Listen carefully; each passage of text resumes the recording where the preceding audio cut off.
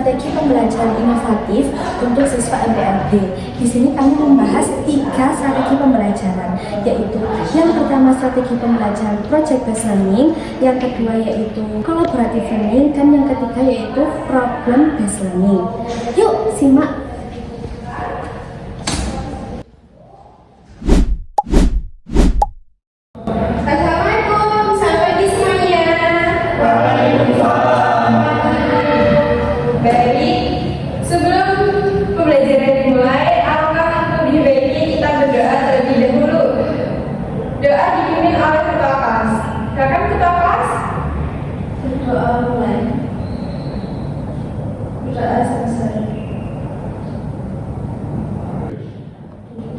Baik, sekarang Ibu absen terlebih dahulu ya.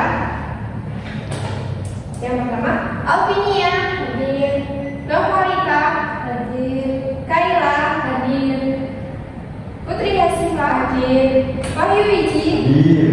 Ya, semuanya hadir ya, Baby. Iya, Bu.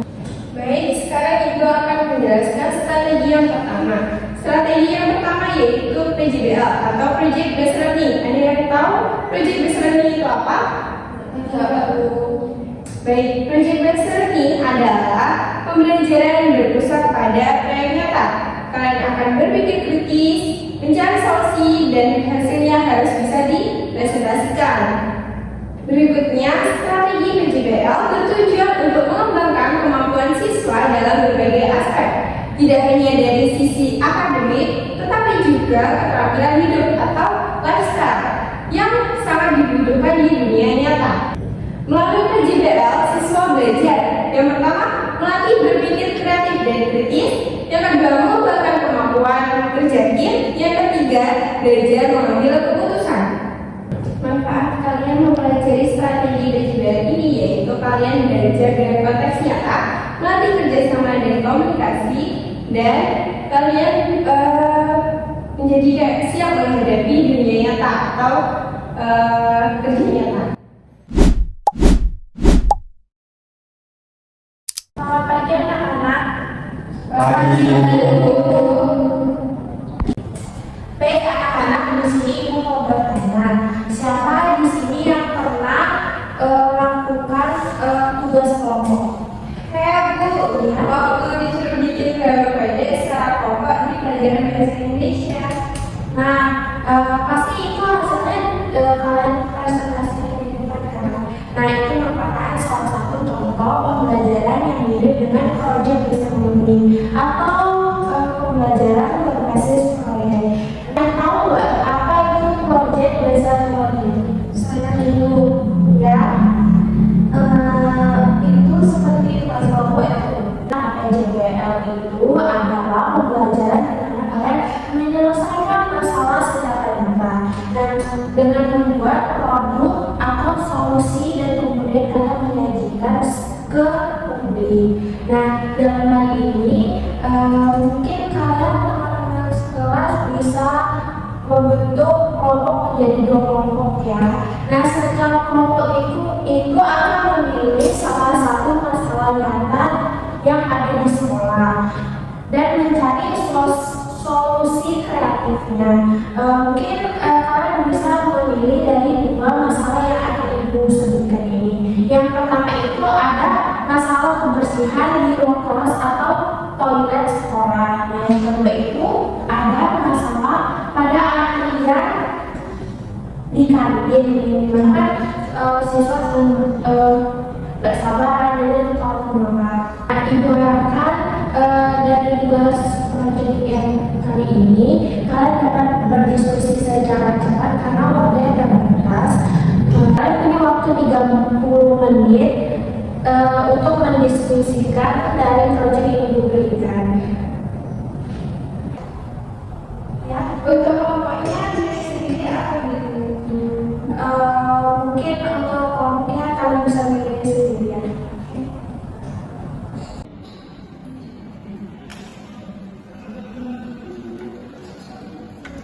Ada yang kesusahan nggak? Untuk sekarang aman sendiri. Waktunya sudah selesai ya kalian diskusi. Nah, sekarang Ibu Rita kalian akan mempresentasikan dari hasil kerja kelompok Nah, mungkin bisa dimulai dari kelompok satu terlebih dahulu untuk mempresentasikan hasil kerja kalian. Jadi semuanya di sini saya akan mempresentasikan hasil dari kelompok satu. Jadi ini merupakan poster yang telah kami buat. Jadi kami mengamati bahwa banyak siswa yang menyerobot antrean. Solusi kami itu dengan membuat jalur antri dengan pembatas tali atau dengan membuat poster tentang budaya antri dimulai dari kita. Nah, ini dia posternya hasil dari proyek kami. Wah, bagus banget nih. Nah, kira-kira kalian ada tanggapan nggak terkait poster ini dari kelompok satu? Menurut saya sih bagus. Oke, baik. Mungkin cukup ya satu bisa. Baik, sekian merupakan hasil dari kelompok saya. Saya akhiri wassalamualaikum warahmatullahi wabarakatuh. Waalaikumsalam warahmatullahi wabarakatuh. Ada selanjutnya mungkin dari kelompok dua bisa beri tepuk tangan dulu untuk kelompok satu yang telah mempresentasikan hasilnya. Nah, berikutnya mungkin bisa lanjut ya untuk kelompok dua lanjut ke depan.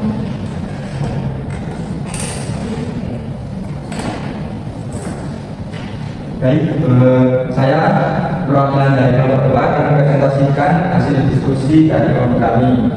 Dan ini untuk poster dari kelompok kami membahas masalah kebersihan di toilet. Kami mengusulkan program toilet bersih tanggung jawab bersama.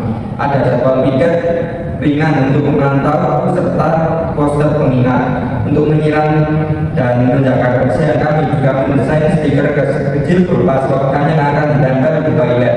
Nah, ini merupakan contoh stiker yang akan diadakan. Supaya idenya, jadi kalian tidak hanya berpatokan pada petugas kebersihan, tapi kalian juga meminta para siswa untuk menjaga kebersihannya. Nah, kira-kira siswa lain ada tanggapan nggak? Saya pun dari kelompok satu, menurut saya benar, karena kalau cuma tugas saja biasanya tidak cukup, padahal ada siswa yang juga tidak peduli. Benar banget Putri, jadi itu menunjukkan bahwa kalian sudah bertanggung jawab pada kebersihan pada sekitar atau kalian. Oke, bisa tepuk tangan untuk kelompok dua karena hasil presentasinya. Yang dari kelompok 2. Oke, jadi itu merupakan penerapan untuk proyek bersama.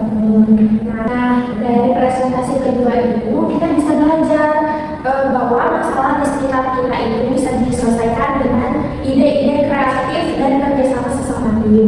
Nah, tanpa kalian sadar, kalian sudah menjalankan pembelajaran berbasis proyek. Sekarang kita akan lanjut pembahasan selanjutnya terkait strategi pembelajaran kolaboratif yang sering digunakan di dunia pendidikan.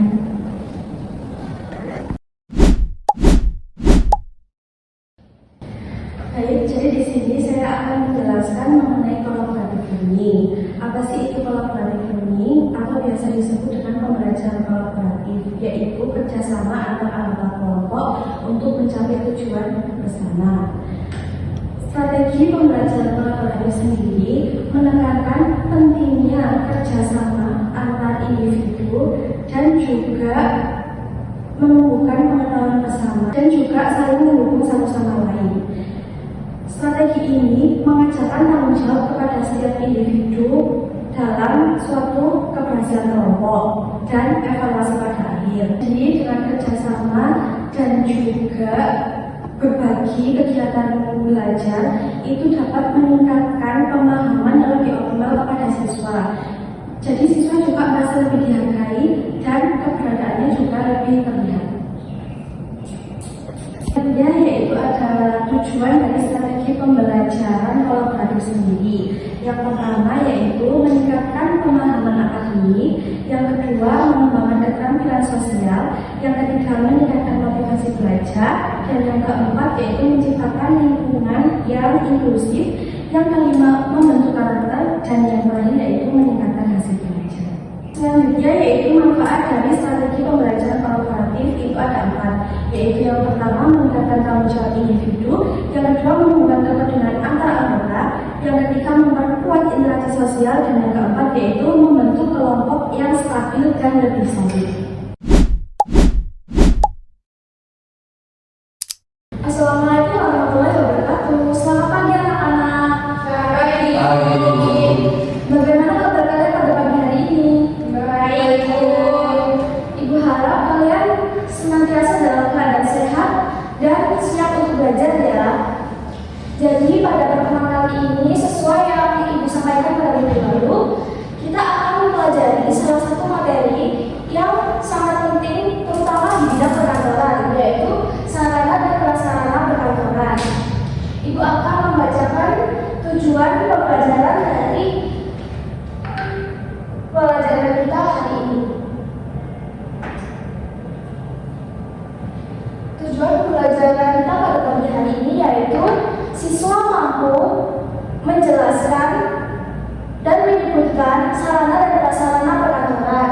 Yang kedua, siswa mampu menyebutkan fungsi dan manfaat dari sarana prasarana perkantoran tersebut. Dan yang terakhir, siswa mampu bekerja sama secara kelompok dan mempresentasikan hasil dari diskusinya. Sebelum Ibu menjelaskan lebih lanjut tentang sarana dan prasarana perkantoran, apakah ada yang bisa menjawab mengapa sarana dan prasarana perkantoran itu penting? Saya Bu. Baik Putri, sarana dan prasarana itu penting supaya kerja di kantor jadi lancar, nyaman, dan gak bawa waktu. Kalau nggak ada sarana dan prasarana, kerjaan bisa terganggu.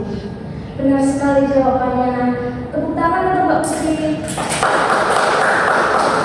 Jadi sarana dan prasarana perkantoran itu sangat penting karena jika tidak ada, itu akan menyebabkan kita kesusahan, terlambat dalam mengerjakan segala pekerjaan, dan pastinya kita akan merasa kurang nyaman. Jadi sarana merupakan segala macam peralatan yang digunakan untuk menunjang aktivitas perkantoran. Sedangkan prasarana merupakan fasilitas pendukung seperti gedung, pencahayaan, dan ruang kerja. Berikut merupakan contoh sarana dan prasarana perkantoran. Selanjutnya, kalian akan belajar secara kolaboratif. Untuk itu, Ibu akan membagi kalian menjadi 2 kelompok.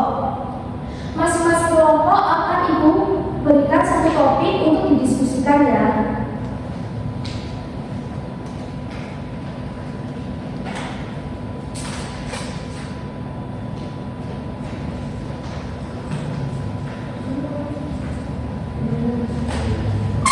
Silakan kalian diskusikan dalam waktu 15 menit. Setelah itu, perwakilan kelompok bisa maju ke depan untuk menyampaikan hasil diskusinya.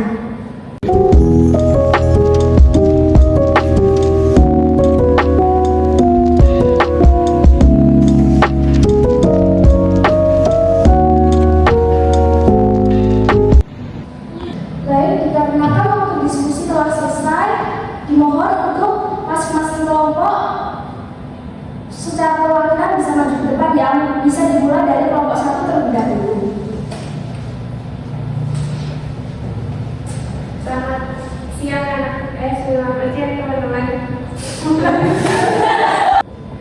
siang teman-teman. Jadi di sini saya perwakilan dari kelompok 1 ini mempresentasikan hasil diskusi kami. Jadi fungsi dari komputer dan peralatan itu di sarana dan prasarana itu untuk mengetik, menyimpan data, mengirim email, dan mengakses internet. Nah yang kedua itu penting, sarana dan prasarana itu penting karena dalam komputer dan peralatan itu karena dapat mempercepat pekerjaan dan komunikasi. Nah resikonya itu mungkin tidak ada. Jadi resiko dalam komputer dan peralatan itu pekerjaan bisa menjadi lambat, terus data itu bisa dikelola sangat sulit dan komunikasi tak terganggu. Nah, sekian dari kelompok 1. Mohon maaf apabila ada kesalahan. Makasih. Beri tepuk tangan untuk kelompok 1. Bagus sekali hasil presentasi dari kelompok 1. Selanjutnya kelompok 2 bisa maju.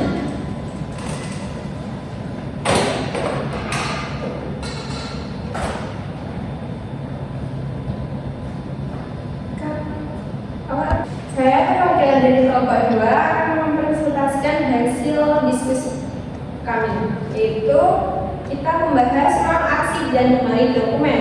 Fungsinya untuk menyimpan dokumen penting agar rapi dan aman. Dan itu penting karena dokumen mudah dicari saat dibutuhkan.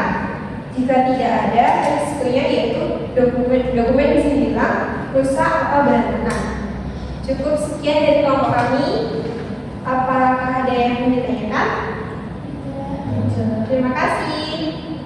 Beri tepuk tangan untuk kelompok 2.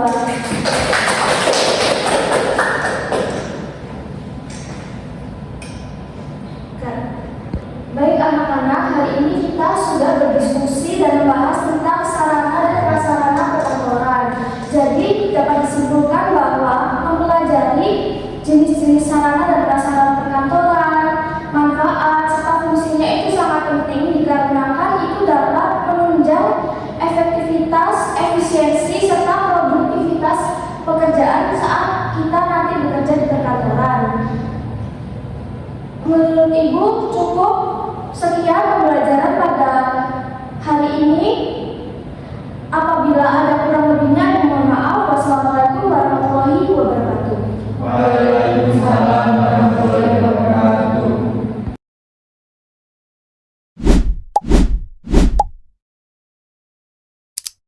Jadi strategi yang ketiga yaitu ada problem based learning.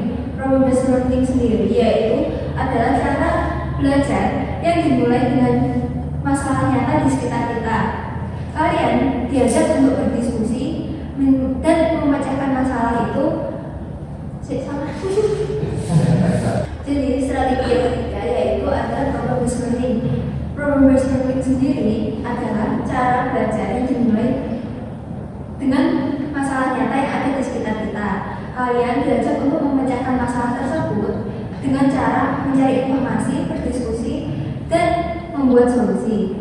Jadi, bukan hanya mendengarkan penjelasan saja, tetapi kalian juga aktif untuk mencari tahu, berpikir kritis, dan belajar dari masalah yang ada.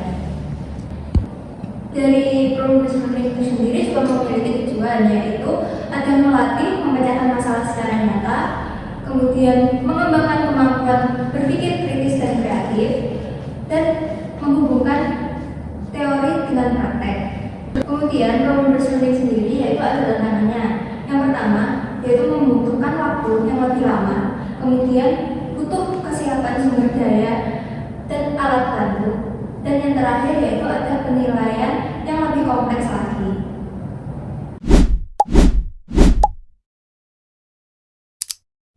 Selamat pagi anak-anak.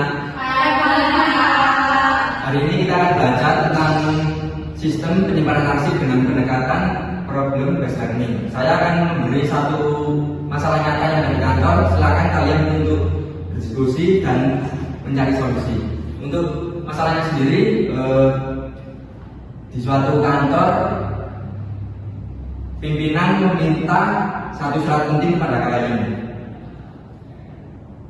Surat tidak ditemukan dengan cepat dan arsip tidak ada pada indeks. Bagaimana jika kalian menjadi petugas arsip untuk mencari masalah ini?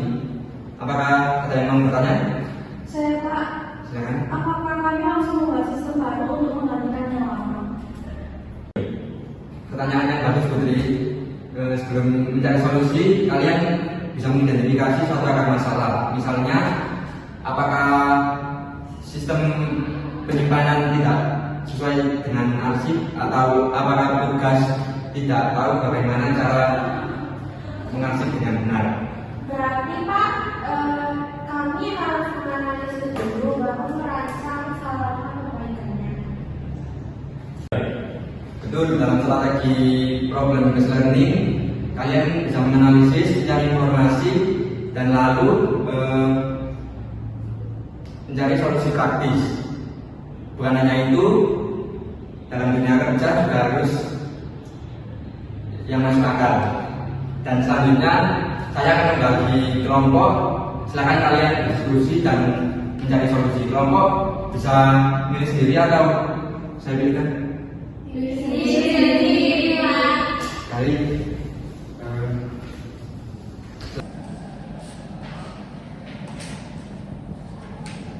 silakan kalian kerjakan dan diskusikan terlebih dahulu. Nanti silakan untuk dipresentasikan. Baik, karena waktu yang terbatas, silakan untuk mempresentasikan hasil diskusi kalian. Silakan dari mulai dari nomor 1.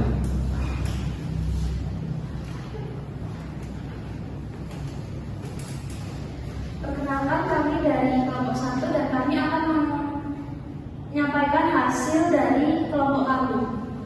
Jadi masalah yang telah kami identifikasi dari perusahaan tersebut yaitu yang pertama, tidak ada sistem pencatatan arsip secara digital. Yang kedua, arsip dicampur dalam satu lemari tanpa pengelompokan. Dan yang terakhir, tidak ada prosedur tetap untuk penyimpanan. Dan solusi yang kita terapkan yaitu yang pertama menggunakan file spreadsheet sederhana untuk mencatat lokasi setiap arsip. Yang kedua, menyusun ulang arsip berdasarkan urut tahun dan jenis dokumen. Dan yang terakhir, menempelkan label dengan QR code yang berisi informasi isinya. Sekian dari kelompok kami. Apakah ada pertanyaan? Tidak. Wah, bagus sekali dari jawab hasil diskusi dari kelompok 1. Bisa kita foto. Silakan selanjutnya untuk dari kelompok 2. Baik, kami dari kelompok 2 akan memaparkan hasil diskusi kami, yaitu masalah yang kami identifikasi ada sistem penyimpanan tidak sesuai dengan jenis dokumen. Yang kedua, tidak ada konteks indeks atau label. Yang ketiga, tidak ada petunjuk untuk mencari arsip yang aman. Dari masalah itu, kami menerapkan solusi yang pertama membuat sistem penyimpanan berdasarkan kategori dokumen seperti surat masuk, surat keluar, dan dokumen kontrak. Yang kedua, menggunakan kode indeks di tiap arsip, misalnya SM-2023-001 untuk surat masuk pada tahun 2023. Yang ketiga, menyediakan buku panduan arsip dan pelatihan singkat untuk petugas arsip.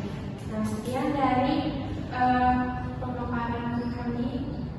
Yang kedua, ada pertanyaan? Sudah. Dari cek dari nomor 1. Jawaban yang sangat luar biasa sekali dari kelompok 1 dan 2. Sepertinya kalian sudah sangat memahami dengan materi ini, karena dengan tadi studi kasus yang sama tapi dengan solusi yang berbeda. Itu sangat baik sekali.